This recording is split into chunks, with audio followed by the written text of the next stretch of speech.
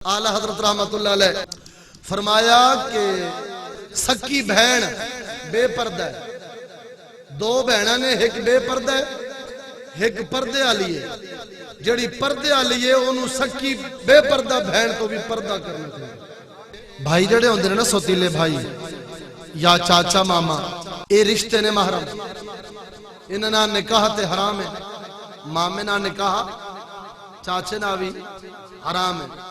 بھائی جڑا بنیا دودھ شریک بھائی اون دے نال بھی نکاح حرام ہے۔ جدوں نکاح حرام ہے تے اے بنیا محرم رشتہ، جدوں محرم بنیا اندے تو پردہ تے کوئی نہیں، پردہ کوئی نہیں، لیکن ایک شرط ہے۔ اعلی حضرت رحمت اللہ علیہ بڑی تفصیل فرمائیے فتاوی رضوی شریف کے اندر، فرمایا کہ سکا چاچا ماما بھی اگر فتنے دا باعث بنے تو پھر اوندے تو بھی پردہ واجب ہے، حتیٰ کہ عورت دا سورا جڑا سسر سورا او بھی جوان ہوئے اور محلے فتنہ ہوئے تے اس تو بھی پردہ ضروری ہے۔ توجہ نہیں کی، حتیٰ کہ سکا باپ اگر کھلا میں کھلا فاسق اور بے حیا ہے، ان دے نال عورت نو سفر کرن تو بھی شریعت نے منع کر دیا۔ توجہ نہیں کی تھی۔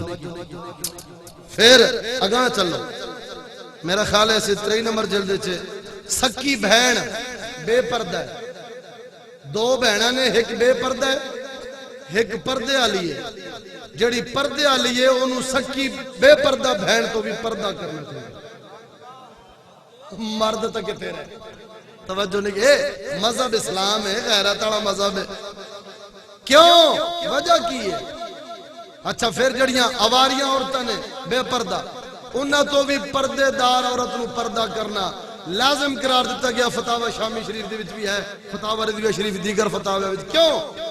جڑیاں اواریاں بیبیاں نے نا، جدوں پردے والی عورت کو لاون گیاں، ان دا رنگ لباس سارا ویکھ کے غیر مرداں نو دسن گیاں سی فلانی کول گئیاں سا، ان دا رنگ انج دا سی، سوٹ انہیں انج دا پایا سی، ان دا قد اتنا سی، غیر کیونکہ ہیں جو اواریاں انہاں غیر مردہ تک غیرت تے پردے والی بی بی دی گلاں پہنچاونیاں نے۔